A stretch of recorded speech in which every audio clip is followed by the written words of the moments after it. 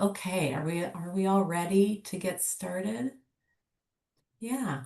I want to hand it over to Emily because I feel very strongly that moving before we sit and meditate is super helpful. So Emily's going to lead us in some movement first. Great. So just shift from side to side, noticing your balance. Allow your eyes to look around and then open up your arms, swaying from one direction and then the other, seeing where you go. Finding a space in this environment, your environment. And then open up wide, expanding out, and then lift your arms up. Exhale, lowering your shoulders down. Then reaching your left arm up higher. Exhaling down. Reaching your right arm up higher.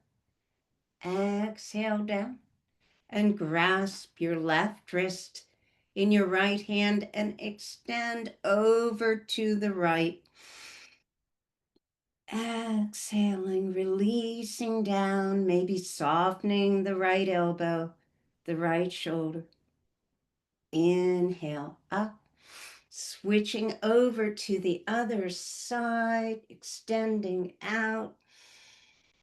Breathing into the right rib cage, exhale down. Inhale up, floating your arms down. Rising up again, expanding out and down. One last time. And then I'm going to turn it back to Kate. Thank you. I, like Emily, I also teach meditation and or yoga along with meditation and feel like, at least for me, I need to get wiggles out before I sit down. So depending on the time it is and the place where you are, maybe you've already gone for your morning walk or something like that, but always nice to have a good stretch and Emily's voice in our heads while we start. Um, Today I want to explore something that I've been just learning about that from a teacher named Locke Kelly, who many of you may be familiar with. He calls these mindful glimpses. So we'll kind of explore these mindful glimpses, but they're from the Mahamudra tradition of Tibetan Buddhism. And so I'll give kind of a short talk just to set us up for what we're going to practice. And my caveat or my disclaimer at the beginning of this is, as I was saying to a few folks before everyone joined, I am no scholar in the Mahamudra tradition of Buddhism or meditation. I've done lots of research.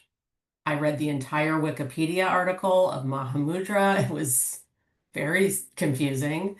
But once we get to the part where we're sharing, I always love to hear from the group and what you hear from these practices. Maybe some of it's new, maybe some of it's very familiar to you. But that's my disclaimer at the beginning. So the reason that I became interested in these mindful glimpse type practices was because I listened to a Dharma talk from Locke Kelly, and he was talking about, the nature of the mind as being already awake. And in Vipassana meditation, the type that I've typically trained in, I've done a lot of concentration practices, a lot of noting practices, a lot of practices that can tend to highlight or illuminate the striving part of my mind. And when I heard this Dharma talk and he said, hey, by the way, the just natural state of your mind is already awake. And instead of striving for it, you might just notice that it's already there. Of course, I thought, ooh, that sounds really intriguing. So I'm going to do a little bit more diving into that. Uh, and I thought of this Adyashanti quote, don't meditate to get enlightened, meditate to notice you already are. Don't meditate to get enlightened, meditate to notice you already are. So, when I was fairly young, 6 or 7, I started playing the violin. But before that, I started taking lessons in violin. So very concentrated Suzuki method practice. I don't know if any of you are familiar with the Suzuki method, but it's very rigorous, very regimented. It scales and learning in a very specific order. And I loved it. And it was a very deep learning for me. But before I started, when I was 7 years old, I had a practice, I would say, of spontaneously coming up with songs. And I would orchestrate my younger brothers and sister to sing these songs at my parents' dinner parties or, when people would come over. And they were very, in my mind, very elaborate and very cool songs that we would sing together, but they weren't informed by any rigorous study or practice. So, once I started actually learning the Suzuki method, learning how to play the violin, learning musically, what are scales, what are notes, how do they work together, I became much more regimented in my understanding of what music was. And it was many, many years later, maybe even in college, I think I took a class called The History of Rock and Roll. And the teacher was talking about a Beatles song and how they asked an orchestra to go from one note to a much higher note and just do that in a really chaotic way, go any different direction they wanted. They didn't have to go in a particular scale. So it sounded kind of like cacophony, but then, it all came together at the end. And there was something that kind of reawakened in me this memory of what music could be when it wasn't so regimented. And I thought back to that pre-Suzuki method musicality that I had as a kid. And I mention all of this to say this is a little bit how I've come to meditation. I came to meditation through Vipassana, understanding that I needed to notice my mind, the nature of my mind, what my mind was noticing, and pay attention to my body and then my breath and sounds and do it in this fairly methodical way. And that has given me a much deeper understanding of the nature of my mind. But hearing some of these teachings of Mahamudra, these glimpsing of the natural awakeness or awareness that my mind already has brought me back to, I guess, memories of what it felt like to be in a state of calm and peace before everything got clouded over in a less regimented and rigorous way. And I think both are very important. And so I'm not going to leave the rigor of one practice for the other, but to have both side by side feels very rich to me. Um, so our true nature, our deepest, most awakened self is not something that we need to acquire, perfect, or attain.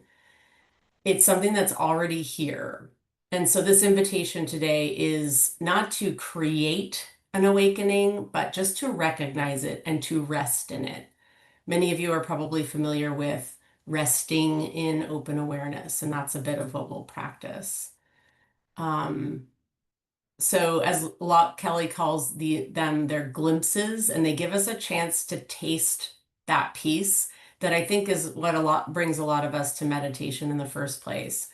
It's beyond conceptual understanding. It's often just a sense of safety, security, peace, ease that we kind of slip into. And sometimes we glimpse in our meditation practice. And sometimes we might feel that we're grasping for or we're striving to get to it. So what we're going to try today is to open up our awareness to notice that that piece is already there. We may do things in our daily lives to try to get to that sense of peace or security or flow. It might feel like walking in nature, spending time with animals or children, playing music, listening to music, dancing. And those activities in themselves are not the peace. There are doorways that allow us to shift into this effortless awareness-based view. So as we move in a bit into our practice, we'll start to explore this intentionally so that we could access this anytime. It wouldn't have to be when I'm walking in nature, when I'm playing with my cats or listening to music. I could experience it while sitting in traffic or, um, sitting on the bus or when I'm in a frustrating conversation. One thing Locke Kelly mentions in his teachings that I thought was very helpful is these glimpses work well for some people and differently for others, just like any method of meditation. But I thought it was very nice to hear that said out loud. So as we try the different techniques, I always like to remind myself, that beginner's mind, try it on. If today maybe the glimpse gives you that sense of peace, then great. And if not, then we move to the next one.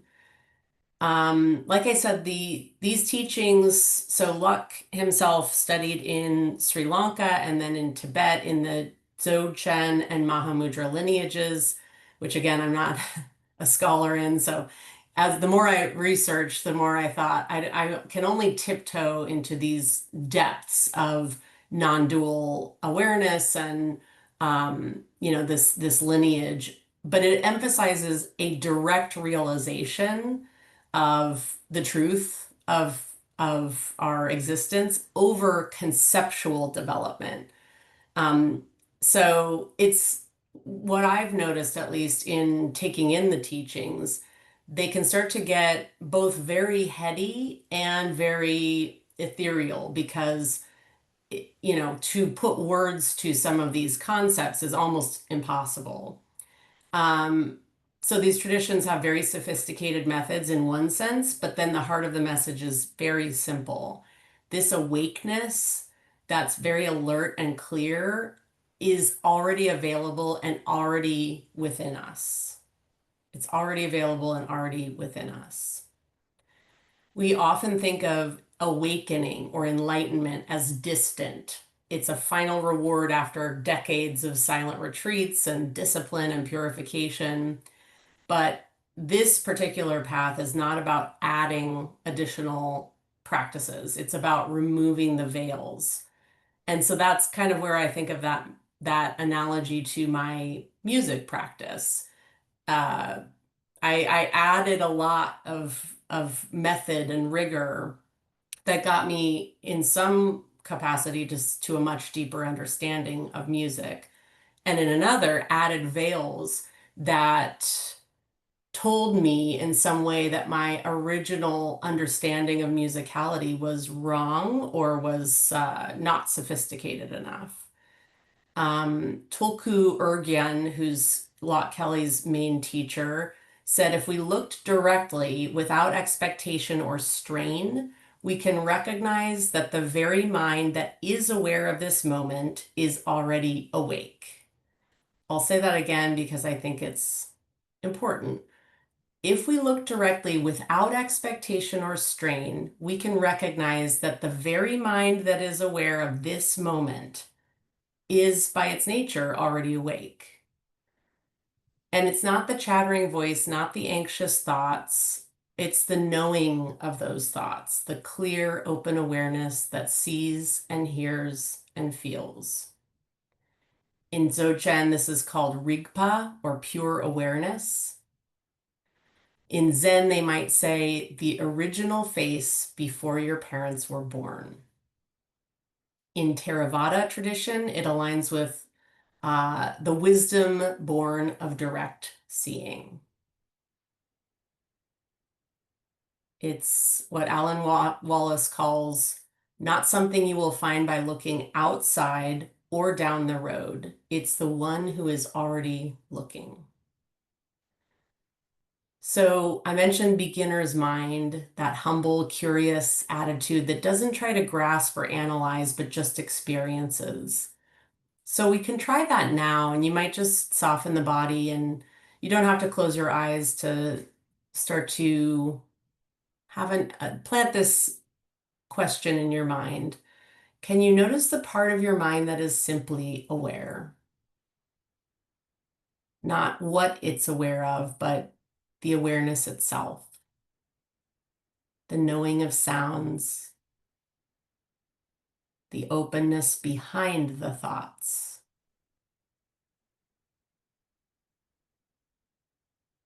No need to strain, just allow it to be noticed. This glimpse may be subtle. It may feel like just a shift into some spaciousness. And it may be quiet.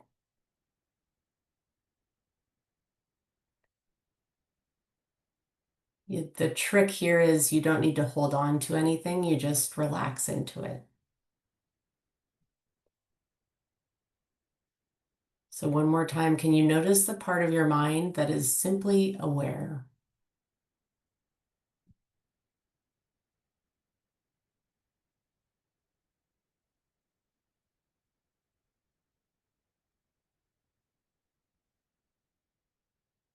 So then the question is, why don't we recognize this awakeness all of the time? If it's there all of the time, why can't we recognize it? And of course, we have a deep habit of identifying with the small self, the narrator in the mind, the inner manager of the mind, the worrier, and we identify with those chattering thoughts. And sometimes I think in, our traditional meditation, we hear that worrier, and it chastises us for the mind wandering away from our chosen anchor. We choose the breath, the sound, the body. The mind wanders. The meditation teacher asks, "Where is your mind now?" And the narrator goes, "Well, it's not on my breath, and so I must be doing this wrong, and I'm really bad at meditation, and oh my gosh, I've failed." Oh, and then kind of like yanks yourself back to the anchor. And and I noticed this for myself, and maybe many of you have evolved beyond this, but I notice it also with a lot of my friends who are in the Washington, D.C. area, and their whole lives, their whole daily lives are spent analyzing, judging, worrying. Uh, so it would stand to reason that we train the mind in this way in our jobs, our relationships, our daily lives, but not in this way of not identifying with the narrator, the worrier. And so it's going to be harder to recognize that we're truly awake and identified with all of spaciousness itself. So Tolku Urgyen said, the only thing you need to do is drop the identification with the conceptual mind. And I do love this quote too. The only thing you need to do is drop the identification with the conceptual mind. So easy. Why don't we do that already? There's another quote from Naropa, who wrote, "Free of concept, holding nothing in mind, is in itself the path of all Buddhas." Free of concept, holding nothing in mind, is in itself the path of all Buddhas. And this doesn't mean rejecting thought or ego. It means not clinging to it as who we are. So this can start to feel like the ground slipping away from us. You're telling me I don't have a self, or I can't, I'm not a mother, a lawyer, these are all of my identities. But we don't have to reject those. It just means not the clinging as that as my identity, is this is who I am. That's the small self, and it's like a knot in our body of awareness. When we are able to gently loosen that knot, not by force, but by looking past it, we glimpse the vastness that's always behind it, that's always behind our small self. So the technique that we're going to practice in plain terms is step one, notice the small self when it's active. Who is talking right now? Who is chattering? Who is telling me I'm doing a bad job at meditating? And then we step back into awareness. What knows this thought, this feeling? And then we rest as that knowing. We don't analyze it. We just let ourselves be wide, clear, and kind. And so there's a lot of different sort of metaphors or pointing instructions that I'll give, but it might sound like going behind or outside of the sense of the head, the small self, what's going on up here in the mind. Uh, Once we glimpse this awake nature, we can begin to rest as it. So this is where it becomes a little, high concept or beyond concept. We can begin to rest as this awake nature. And it means letting go of doing, of trying. It's a radical kind of stillness because it's very vivid and alive. And we can practice it in meditation and in daily life. So when a difficult emotion arises, we can ask, can I be aware of this from the larger space of awareness? Or when I'm caught in rumination, I can pause and feel the awareness itself. This shift isn't always dramatic, but like with any technique of meditation, the effect is cumulative. More space, more presence, more ease. Of course, we'll always still have thoughts, but the thoughts will start to arise like birds in a vast sky without the sky itself needing to change. So, one last bit of practical encouragement before we get into our practice. This path of mindful glimpses doesn't require you to renounce your life or your work or your relationships or your identity. It invites you to live them from a deeper place and to remember that behind every moment of tension or striving, there is a deeper you that is not separate from anything. So none of us need to become saints. We just rest as awareness again and again with humility. Last quote from Tulku Urgyen, who said, "Don't try to manufacture enlightenment, just stop covering it up." Don't try to manufacture enlightenment, just stop covering it up. So we'll kind of lead ourselves into our practices with a simple inquiry. And for this, you might settle the body, close the eyes, or you can keep them half open or open all the way. Right now, can you notice the awareness that's hearing these words? Can you notice the awareness that's hearing these words?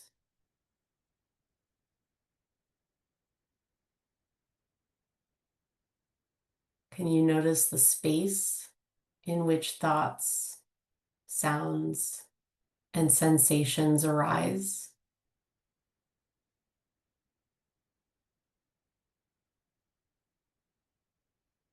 Can you notice the stillness behind your breath?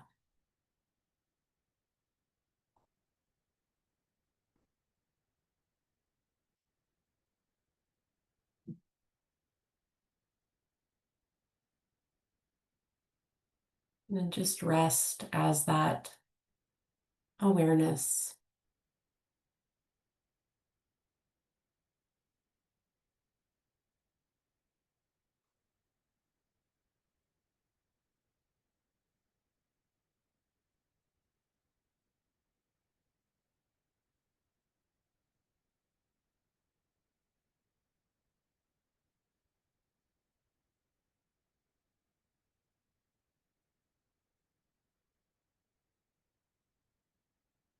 Okay. And then very slowly start to open the eyes if you close them and come back into the space. And we'll practice a little bit with these mindful glimpses. And I'm going to guide us through three different, relatively short practices. They will be breath-based. So these practices start to weave together some um, pranayama, qigong, and some, you know, some science behind calming the body and activating the parasympathetic nervous system using the breath, mainly as a pathway or a doorway to get the mind to rest into this spacious awareness. Um, so I want to check in first and see how everyone's feeling, see if we feel ready to go right into practice or if we need a little break. Um, I guess I'll ask Emily and Deb if you have thoughts or if anyone else is like, give me a break. I'm ready for the next. Okay, cool. Deb was doing this, and that to me seems like, bring it on. Love it.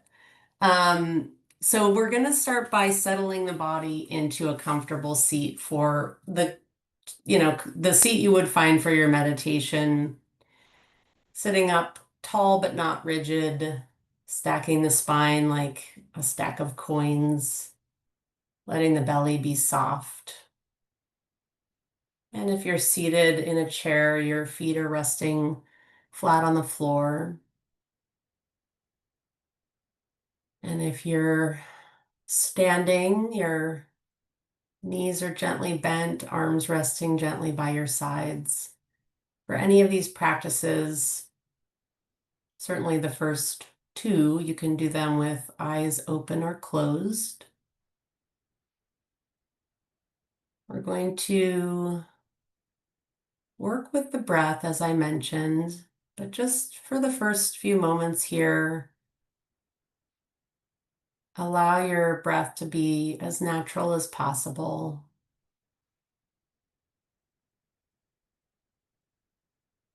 You might just notice where you can sense the breath in the body.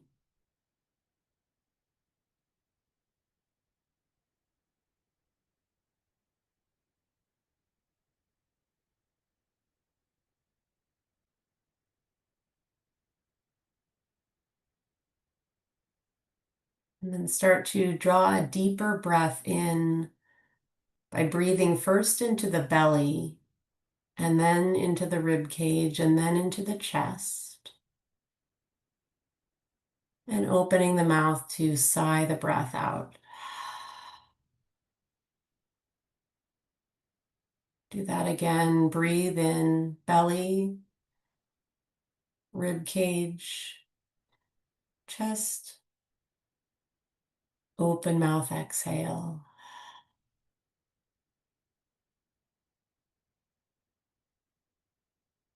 We'll take the same breath in, nice and slow and even, breathing into the belly, then the rib cage, then the chest. But the next time we breathe out, we'll try to elongate the out breath and breathe out as though you're blowing through a straw. So breathing in nice and even, belly, rib cage, chest. Breathing out, blowing through the straw.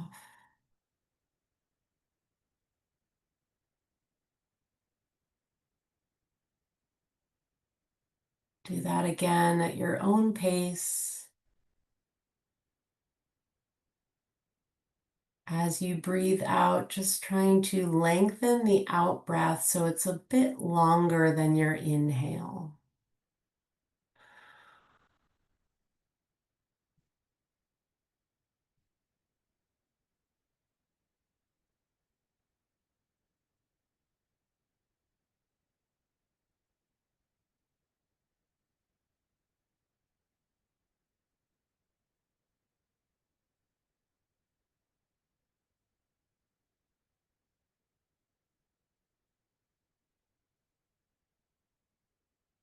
As you continue these breaths, can you start to invite a softening in the body, a releasing of the belly, the hips, the low back, the shoulders.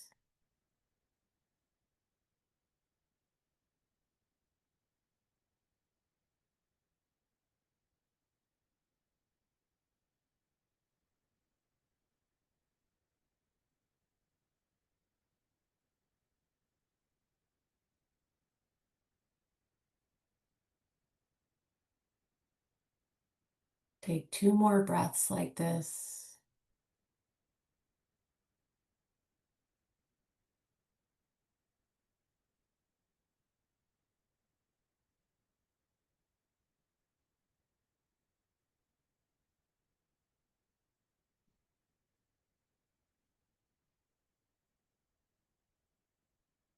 And then come back to your natural breath.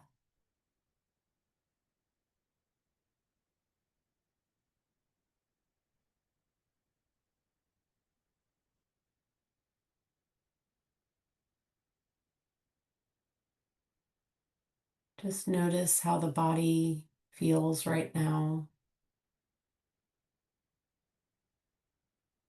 And then take a step up and to the sides and to the back and the front of the body as though you're observing the body, observing the space around the body.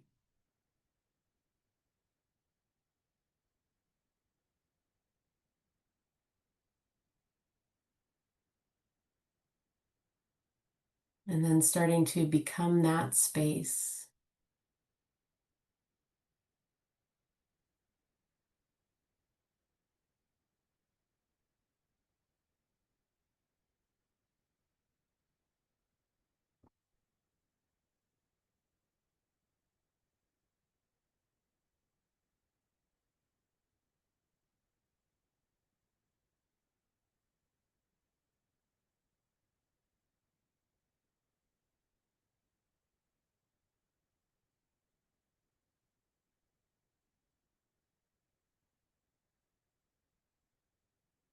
Is it possible to rest in this open awareness of the space, the vastness around the body?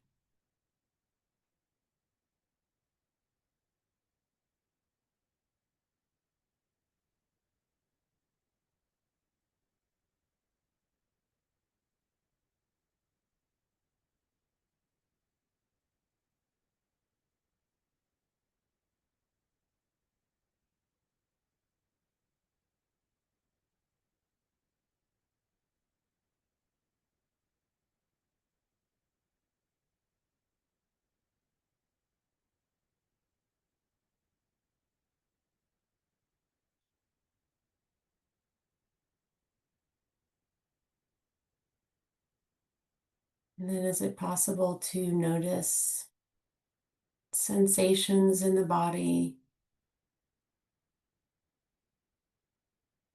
as though they are within the body and also part of this vast space?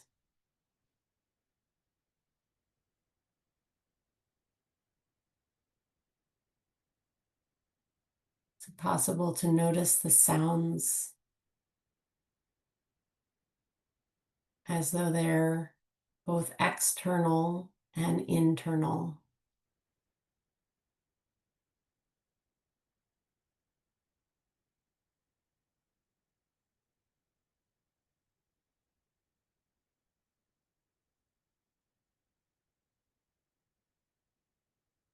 Is it possible to sense the breath as it moves through the body, outside of the body, into this vast space, and then back inside?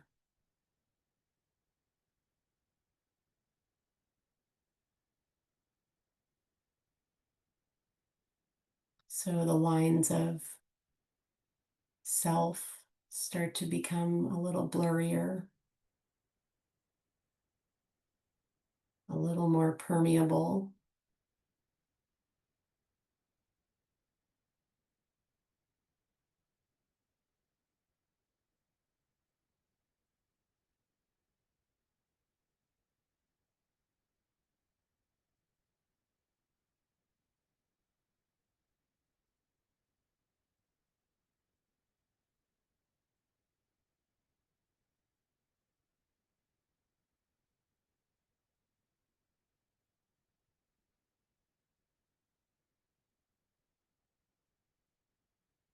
And if we ever start to notice we're getting caught up in the narrator, the worrier, the inner manager,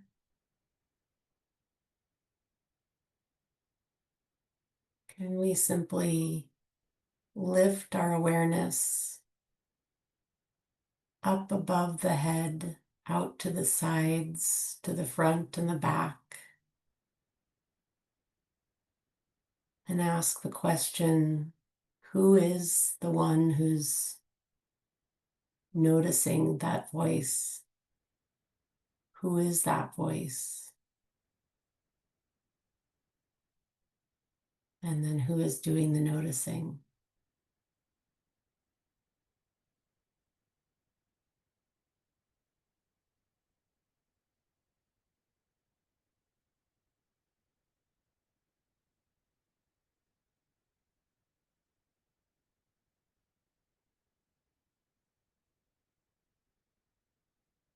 So we'll move into our second practice. No need to change your posture unless there's a way to make yourself more comfortable. Once again, we'll breathe in just the same way we did before. And this time when we breathe out, we will hum. You might also know this practice from yoga as the sound of Om, but you don't need to make the sound of Om. You can also just hum. I'll give an example and then we can all try it out. Starting by exhaling all the air out. Deeply breathing in, belly, rib cage, chest. As you exhale, hum.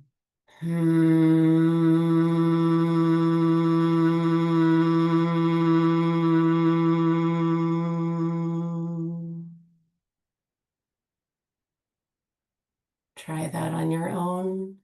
Might feel nice to place a hand or two on the heart and feel the vibration of the body as you deeply breathe in, exhaling with a hum.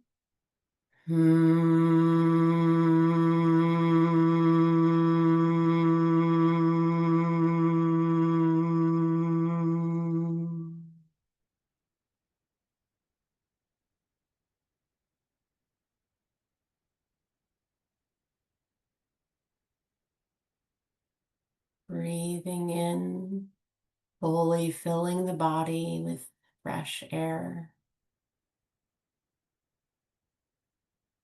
Breathing out with this deep, resonant hum, sensing vibrations pulsing throughout the body.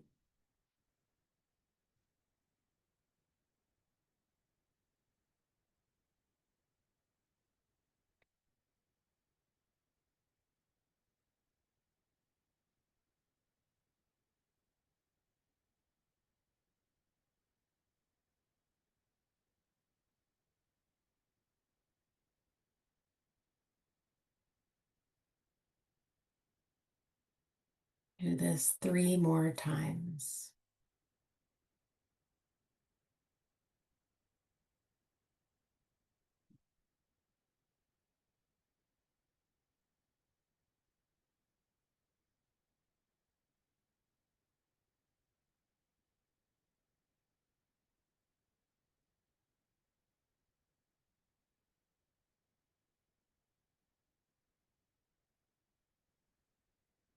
And at the end of your next exhale, come back to your natural breath. Either keep the hands at the heart or let them rest back into your lap. Notice the entire body, the energy coursing through it.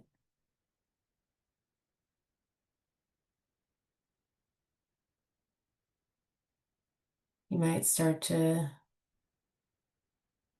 sense the awareness pulsing outside of the body, lifting up and off the perimeter of the skin.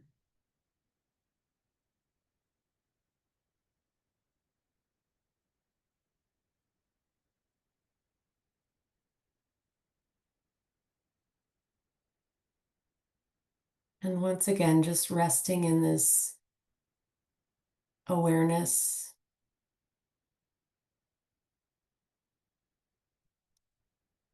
the sense of aliveness, alertness, awakeness that is present.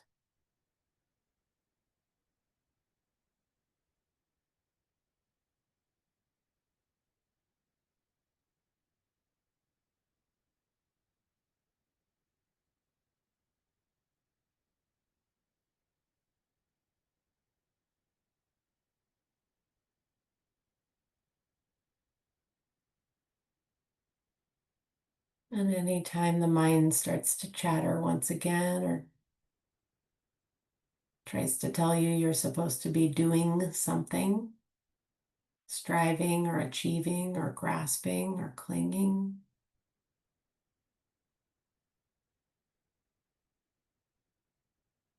you can imagine that lifting up and out and behind and in front of your awareness of the body, the sensations of the body.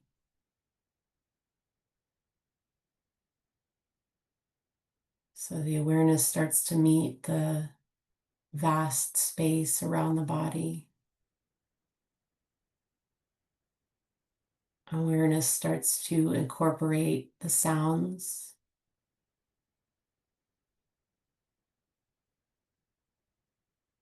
If your eyes are open, your awareness might start to incorporate sight.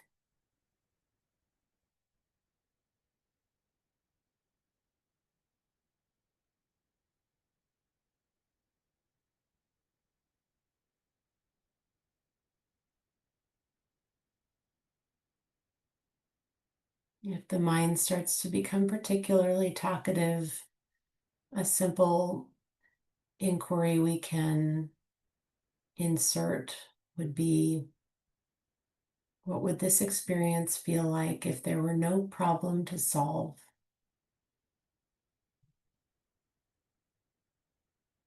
What would this experience feel like if there were no problem to solve right now?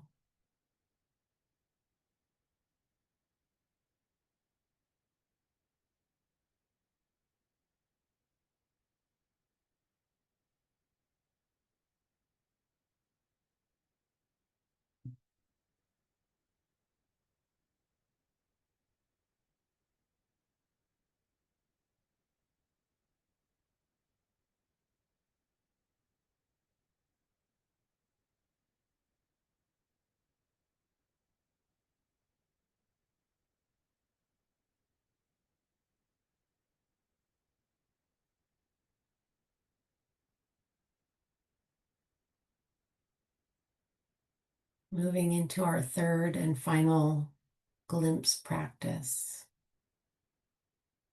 For this, we will open the eyes, but do so very gently if your eyes have been closed, allowing the gaze to stay soft. For this practice, we'll breathe in, and as we do, we'll lift the gaze and lift the corners of the mouth into a smile. So you can watch me first. Breathing in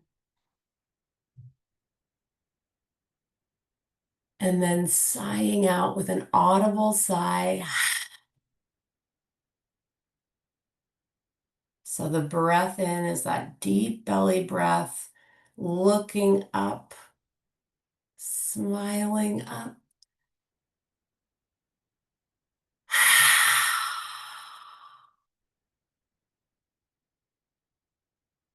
You can go at your own pace here and see how this feels for you, a little bit more active, lifting the eyes, lifting the gaze, lifting the corners of the mouth.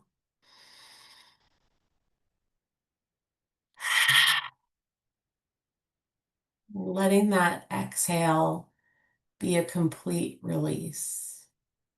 The eyes can close, the face can soften. Do it a few more times at your own pace.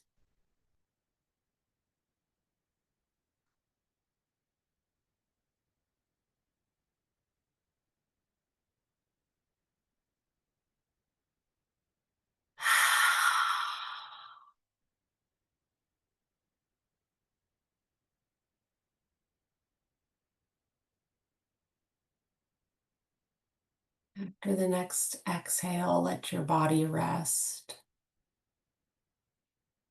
Notice how you feel.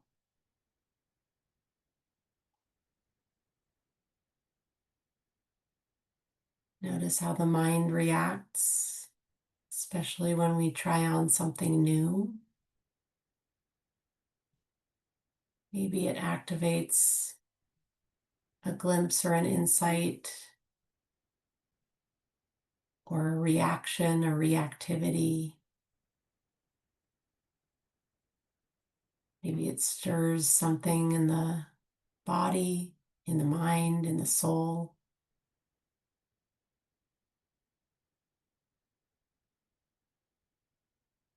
Once again, invite this gentle, open awareness,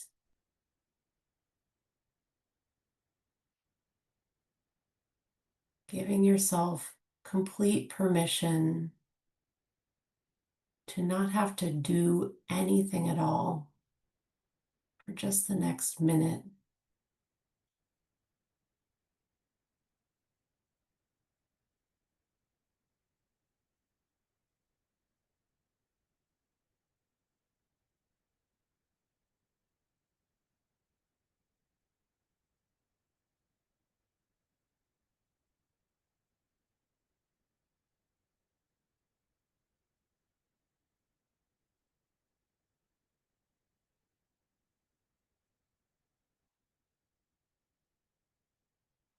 We'll close practice with a hug. So you can open your eyes to look at me if you want, but I think I can describe it for you. You'll take your right hand and just slide it underneath your left rib cage armpit area. And then you'll wrap your left arm around your right bicep. So, and then squeeze in, and we're just kind of replicating a sensation of hugging and being hugged. Hugging and being hugged. This kind of inner and outer sense of safety. This sense of peace, okayness.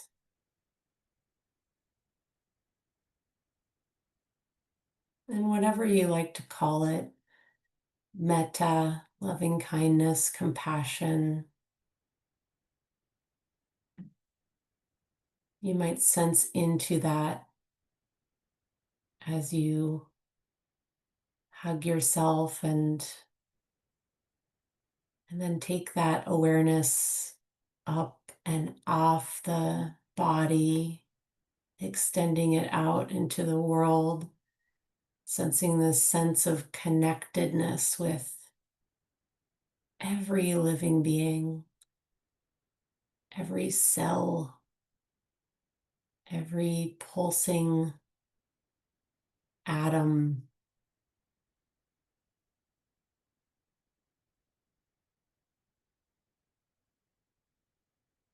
Releasing that hug. Bring your palms together, rub them vigorously. Get heat building in between the palms. Sense that energy that you can create in your own body. Such magic. And then just separate the hands and sense. Maybe you feel some kind of magnetism, some stickiness, some pillowiness here, or just heat or vibration.